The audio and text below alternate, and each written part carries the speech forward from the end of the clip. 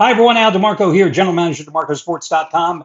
As if you're surprised because you knew that when you clicked on the video. This is going to be your Saturday video report, and I've got two more NFL complimentary plays coming your way in just a moment. Now, on Friday, I lost the complimentary play in baseball because the Arizona Diamondbacks, well, they lost to Colorado because even a blind squirrel finds a nut every now and then, and the Rockies actually won a game. But in the NFL, easy winner with Seattle getting the job done against Kansas City, and the Atlanta Falcons got the job done against Tennessee because, once again, and listen, I know I'm preaching to the choir to half of you probably watching this video report, but how many times have I said, and believe me, I'm heading to the airport in just a couple of minutes to pick up my wife. She can repeat this verbatim. She's so tired of me saying this over the years.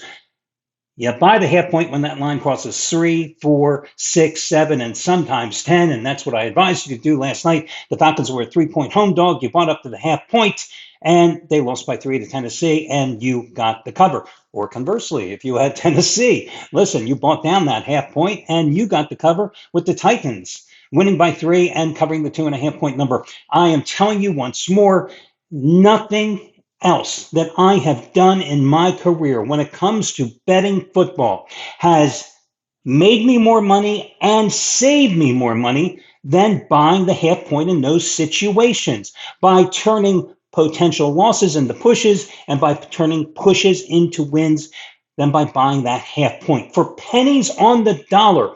And yet again, I realize I'm preaching to the choir because you can lead a horse to water, but you can't make the dumb SOB drink sometimes because half of you, as I said, it's like trying to make a Democrat vote Republican and a Republican vote Democrat. It's literally 50-50 for those that believe me or don't.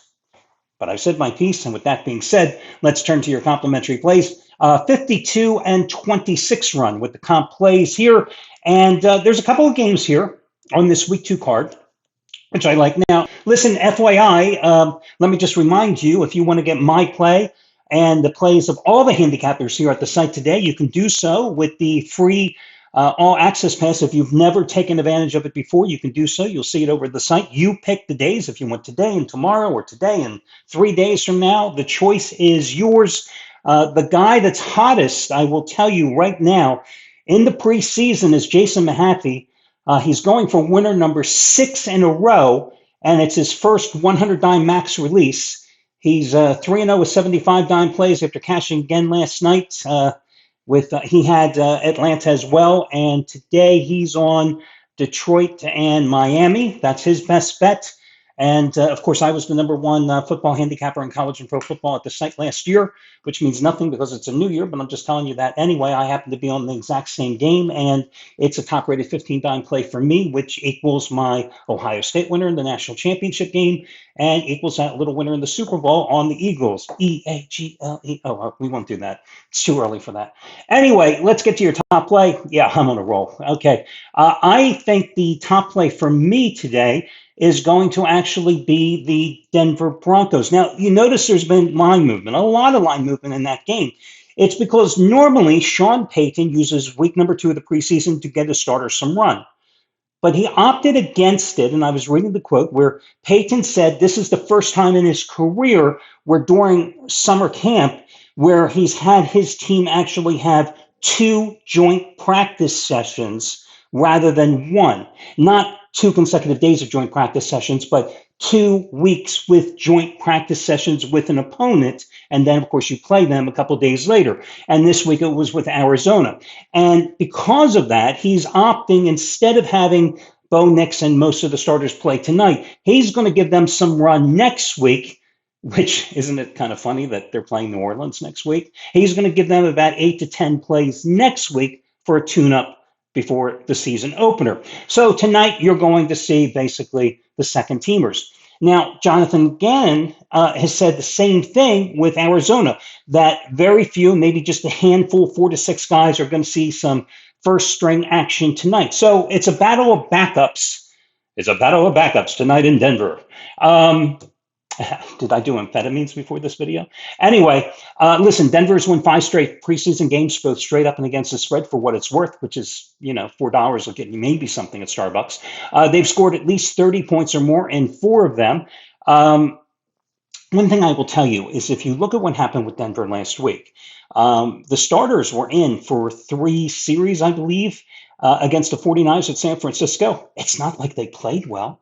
The 49ers led that game 9-0 after one quarter. It was the backups that led them to victory. And what is the key here in the preseason? You always look at the quarterback rotations and specifically how the second and third string quarterbacks do. Well, Jarrett Stidham had a great game last week, 14 for 15, 136 yards and 2 touchdowns.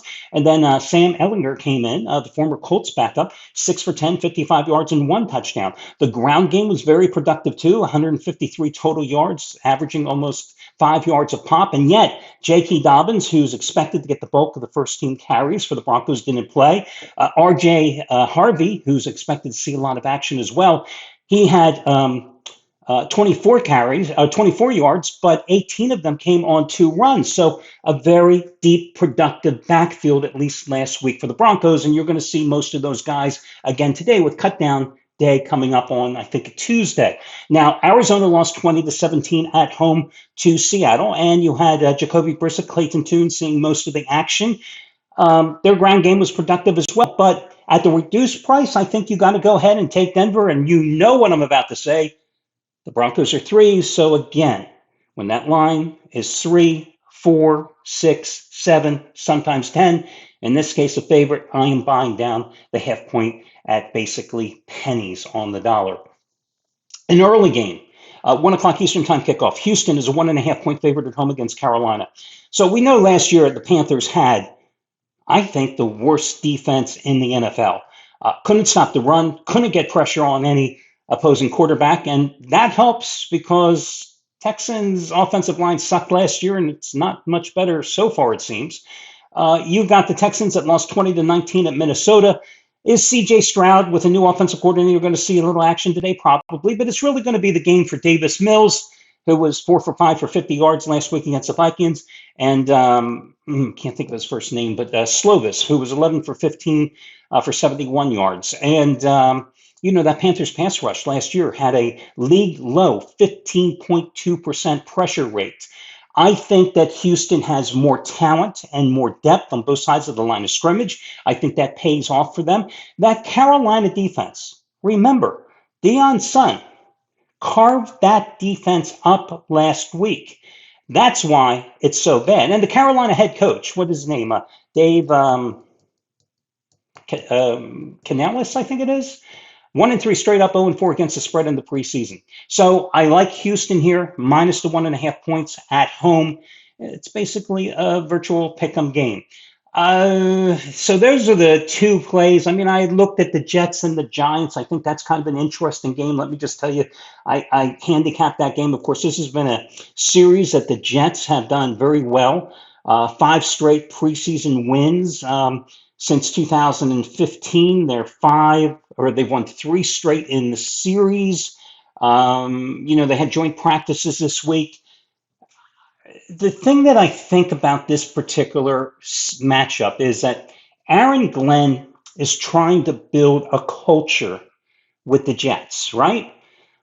The Giants are really trying to sort out their offensive line and their quarterback situation in terms of the backup situation. Now, it is true the Jets are doing the same, right? But I will say that Justin Fields, played a series, 3 for 4, 42 yards, and a rushing touchdown in his lone drive last week. And by the way, and they won 30-10 at Green Bay, scored in every single quarter, and the starters only played 1 offensive series. The defense, was strong last year for the Jets and looked good, at least in week number 1 against Green Bay. Adrian Martinez, a former Nebraska quarterback, former UFL MVP, a member of the practice squad for the Jets last year. He was good, 11 for 16, 152 yards. Donovan Edwards, who had a disappointing career, I would say, for University of Michigan, those noted cheaters. 9 for 42, a very protective ground game, and the offensive line looked good, and they had 403 total yards, 256 through the air. The Giants, their head coach, 1-8 straight up in preseason play. They beat the Bills, but the Bills were playing their scrubs 34-25. Yes, they also scored in every single quarter. Jackson Dart looked good against third stringers. I'll give him props on that, 12 for 19, 154 yards. Tommy DeVito, who used to sing with Meatloaf. Who got that reference, huh? 10 for 14, 73 yards. But the defense gave up 331 yards and 7.1 yards per play. And I don't know. I lean a little toward the Jets. And again, I'm getting 3.5 points. So it's a nice number. I don't even have to buy up the half point in that situation. So I lean toward the Jets. And again, it really comes down to this is a Jets team that blew it off, that got rid of the cancer in Aaron Rodgers. And I think that Aaron Glenn, I think that game means more to the Jets than it does to the Giants. So I'd lean toward them. But your official free play, ladies and gentlemen, I think Denver is the best bet today. Second play would be Houston. And as I said, I lean toward the Jets. So that'll do it, guys. I wish you well, and we'll talk to you again tomorrow.